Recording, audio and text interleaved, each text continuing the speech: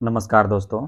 जैसी परिस्थितियाँ हैं, उसमें कोई भी अच्छे से नहीं है, किसी की भी मानसिक स्थिति अभी सही नहीं है, सभी लोग बहुत परेशान हैं और ऐसे में बीपीएससी का कल प्रेस कॉन्फ्रेंस हुआ है और उसमें जिस तरह के तथ्यों को रखा गया है और जिस तरह की बातें की गई है, इससे साफ ज़ाहिर होता है कि उनकी मंशा कुछ और है। पहले से बहुत सारी चीज़ें चल रही है, जिनको छुपाने के लिए उतने सारे तथ्यों को सामने रखा गया है कि बीपीएससी ने 17th का रिज़ल्ट घोषित कर दिया है।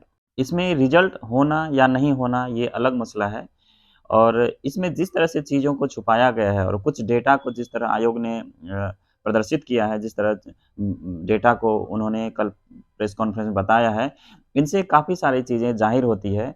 बीपीएससी के पास बहुत सारे डेटा है, किसको कितने मार्क्स आए, 120 कितने लोगों का है वो पता है, कितने लोग मिनिमम नंबर स्कोर नहीं कर पाए, उनकी भी संख्या है और किस क्वेश्चन को कितने लोगों ने सही किया, उनकी भी संख्या उनको पता है। लेकिन उनके ये पता नहीं है कि जो 4 जनवरी को एग्ज़ाम हुआ था और जो 13 दिसंबर को एग्ज़ाम हुआ था, दोनों में कितने लोगों को का रिज़ल्ट दिया गया है, ये उनको पता नहीं है। इन चीज़ों पे उनकी चुप्पी है और ये चुप्पी काफ़ी सारी चीज़ें बताती है।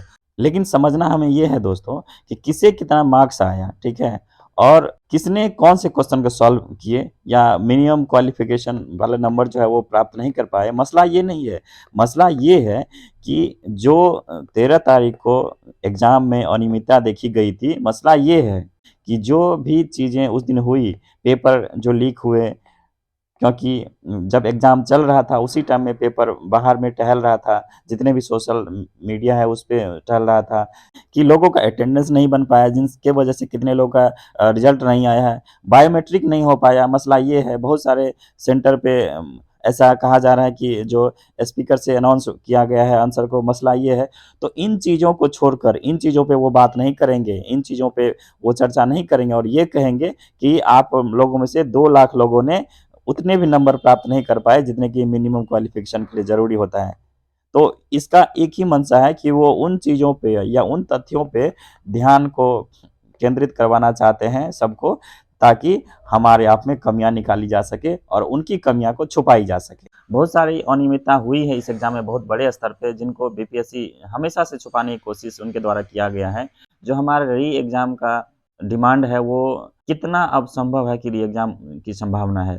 तो इन्हीं चीज़ों पे चलिए थोड़ा चर्चा करते हैं और जानने और समझने की कोशिश करते हैं कि आगे क्या होगा। हर तरह से बीपीएससी ने कल जो भी डेटा का प्रदर्शन किया है, जो भी डेटा उनके द्वारा दिया गया है, उनका यही आशय है कि हर तरह से जो भी लोग अभी सत्याग्रह कर रहे हैं, अपने हक के लिए सत्याग्रह किए हुए हैं, अनशन किए हुए थे और अपनी हक की लड़ाई अभी लड़ रहे हैं या जो लोग भी असफल हुए हैं, उनके नज़र में वो एक तरह से बेकार है। वो एक तरह से उनका कोई बुनियाद नहीं है, उनकी कोई एक पहचान नहीं है और उनके पास इस तरह कुछ भी स्किल नहीं है, जिनके माध्यम से वो बीपीएससी को क्वालीफ़ाई कर सकते थे। मतलब कि जो लोग असफल हुए, वो बेकार है। इनका एक तरह से यही मानना है।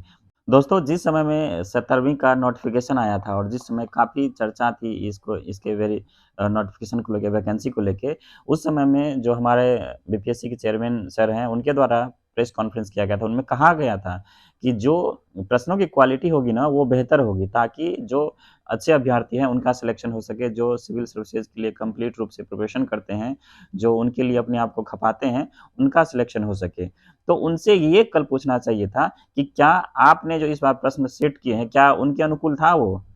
इनका मानना है कि एक ऐसा प्रश्न है कोई विधानसभा वाला, जिनका लगभग 1.5 लाख से अधिक लोगों ने मतलब कि 1,70,000 लोगों ने उनका उत्तर नहीं दे पाए। तो क्या उनको ये पता उस प्रश्न के लिए ही के आधार पर ही रिज़ल्ट दिया जाता क्या? कि अगर आप 150 प्रश्न पूछते हैं, तो इसका मतलब ये है कि 150 प्रश्नों में जितने भी कट ऑफ होंगे, उतने लोग कहीं से भी बनाएँ। अगर किन्हीं के द्वारा एक प्रश्न सही नहीं किया जाता है मास एस्पिरेंट के द्वारा, तो इसका मतलब ये नहीं कि उनमें वो क्षमताएँ नहीं है। आप देंगे, आप एग्ज़ाम ले रहे हैं सिविल सर्विसेज़ का और आप कह रहे हैं कि आप ये लेवल के क्वेश्चन को सॉल्व करिए, तो इसका मतलब सिलेबस का कोई मतलब नहीं रहा है। यही मतलब हो गया ना इनका। मतलब जिस तरह से बीपीएससी ने कल प्रेस कॉन्फ्रेंस में बताया गया है उनके द्वारा, उनका ये एक तरह से आशय कहा जा सकता है कि अगर आप आर्किटेक्चर हैं, तो आपको ईंट जोड़ना भी आना चाहिए, दीवार बनाना भी आना चाहिए, तब जाकर आप आर्किटेक्चर कहलाएँगे। सामान्यतः होना तो ये चाहिए कि बीपीएससी के द्वारा जिस तरह के क्वेश्चन को सेट किया जाता है, उनसे ऐसे लोग का सिलेक्शन हो, जिनमें कॉम्प्रिहेंशन स्किल होनी चाहिए। उनमें डिसीजन मेकिंग होनी चाहिए, उनके पास डेटा एनालिसिस करने की क्षमता कितनी है, ये होनी चाहिए। लेकिन जो भी पेपर सेट किए गए हैं, क्या आपको लगता है कि उनमें इन चीज़ों का बोध होता हो? ये भी निश्चित है ना कि सभी प्रश्न सबको नहीं आ सकता। इसीलिए तो एक कन्फाइंड सिलेबस दिया जाता है, ताकि जो भी एस्पिरेंट है, उनके तहत पढ़ाई करेंगे और उन्हीं के तहत प्रश्नों को पूछा जाएगा। इस तरह बीपीएससी में अगर 150 प्रश्न पूछे जाते हैं, तो उनमें ये अपेक्षा की जाती है कि कम से कम इसके 60% प्रश्न लोग सॉल्व करें। इसीलिए ना बढ़ा के क्वेश्चन दिया जाता है, क्योंकि उनको भी पता है कि ये 150 में से 150 नहीं बनाएँगे। इसलिए ये कहा जाता है कि हमें विकल्प दिया जाता है कि अगर हम 90 कट ऑफ जाता है, तो हमारे पास 150 प्रश्न है सॉल्व करने का, इसमें से आप 90 सही कर लीजिए और आप सिलेक्ट हो जाएँगे। इसमें तो ये नहीं कहा जाता कि आपको 10 प्रश्न दिए जाते हैं, 10 में से दसों प्रश्न आपको आना चाहिए, तब जाकर आपका सिलेक्शन होगा। तो दोस्त, इन चीज़ों को समझना होगा, इन चीज़ों को बहुत बारीकी से इस तरह से जानबूझकर उनके द्वारा डेटा को दिया जाता है, ताकि लोग डिमोटिवेट हो और वो धीरे-धीरे पीछे हट जाएँ। तो अपनी गलतियों को छुपाने के लिए अपने उनके द्वारा जो गलतियाँ हुई हैं, उनको छुपाने के लिए बार-बार वो ऐसे तथ्यों को उजागर कर रहे हैं, ऐसे तथ्यों को खोज कर लाया जा रहा है, जिनका कोई भी सरोकार नहीं है। इनका साफ मंशा है कि किसी भी तरह इन चीज़ों को छुपा दिया जाए, और ये डेटा देकर ना, जो भी डेटा दी गई है, ये डेटा देकर उनका एक ही मानना है कि वो अभ्यर्थियों की मानसिक स्थिति कमज़ोर करना चाहते हैं, या उन लोगों को कमज़ोर करना चाहते हैं जो अपने हक और अधिकार के लिए सत्याग्रह कर रहे हैं लगभग 30-40 दिनों से। तो इन चीज़ों को दोस्त आप लोग को समझना होगा, इन चीज़ों को बहुत अच्छे से समझना होगा, और एक चीज़ तो निश्चित है कि आप न्यायपालिका पे विश्वास रखिए, हमारी जीत निश्चित रूप से होगी, क्योंकि बहुत बड़े स्तर पे अनियमितता देखी गई है, उनको छुपाया नहीं जा सकता। आयोग सभी तरह के डेटा को रिलीज़ कर पाते हैं, लेकिन 13 दिसंबर से और 4 जनवरी से कितने रिज़ल्ट हुए हैं, उनको वो उजागर नहीं करना चाहते। आखिर क्या मामला है?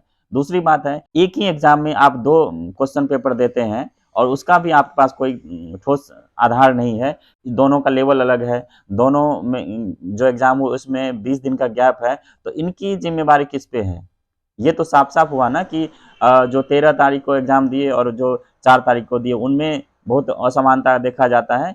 तो बहुत ही अच्छे तरीके से इसको जानबूझकर इस तरह से चीज़ें को आगे किया जा रहा है। ये मानसिक दबाव है, एस्पिरेंट पे भी और उनके पेरेंट पे भी, ताकि एस्पिरेंट के जो पेरेंट्स हैं, उन पे भी दबाव बने कि हम आप ही कमज़ोर हैं पढ़ने में, हमारे आपके पास ही वो स्किल नहीं है, ताकि वो अपने बच्चों को इनसे दूर कर दें, आंदोलन खत्म हो जाए और उनकी काम आसानी से चलते रहे। तो इस बार अगर इस तरह की चीज़ें हो गई, बीपीएससी अगर ये करने में सफल हो जाता है, तो मानकर चलिए आने वाले जो भी पेपर होंगे बीपीएससी के, उसमें सिलेक्शन पाना इतना आसान नहीं रह जाएगा। वो खुलेआम सब कुछ तब होने लगेगा, क्योंकि आंदोलन भी ये लोगों को मान लिया जाएगा कि नहीं, आंदोलन का भी कोई रिज़ल्ट नहीं आता, इसलिए वो भाग नहीं लेंगे। वो मान लेंगे कि हम में ही कमज़ोरी है, हम ही कमज़ोर हैं, हम ही अयोग्य हैं, और वो ये स्वीकार करके घर में बैठ जाएँगे।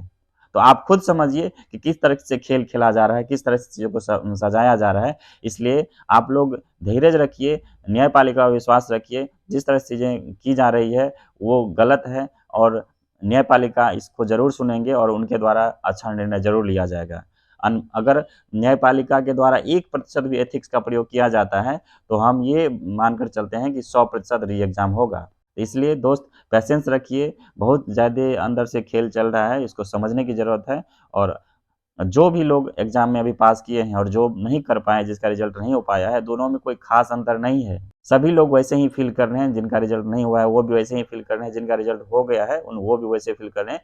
कुछ लोग ऐसे हैं, जो पहले से भी इन चीज़ों से अलग-थलग थे, उनका मानना था कि सब कुछ सही हुआ है, और उतने ही लोग अभी भी इसके विपक्ष में हैं। तो इसलिए आप लोग अपने आप को कंट्रोल रखिए। अब आपकी जो हालत है, वो हम समझ पा रहे हैं कि सबका हालत उतना अच्छा नहीं है, इसलिए ज़रूरी है कि अपनी मानसिक स्थिति को स्थिर रखिए, और संभव है तो पढ़ाई भी करते रहिए। री एग्ज़ाम निश्चित रूप से होंगे, और अगर होंगे तो काफ़ी कम समय दिया जाएगा। ऐसे में ज़रूरी है कि आप अपनी पढ़ाई भी करते रहिए, ताकि अगर री एग्ज़ाम अनाउंस होगा, तो आप उसमें बेहतर प्रदर्शन कर पाएँ। तो दोस्त, शुभकामनाएँ आप लोग के साथ हैं। आप लोग अच्छे से पढ़ाई करते रहिए, स्वस्थ रहिए और अपना ख़्याल रखिए। धन्यवाद आप सबका।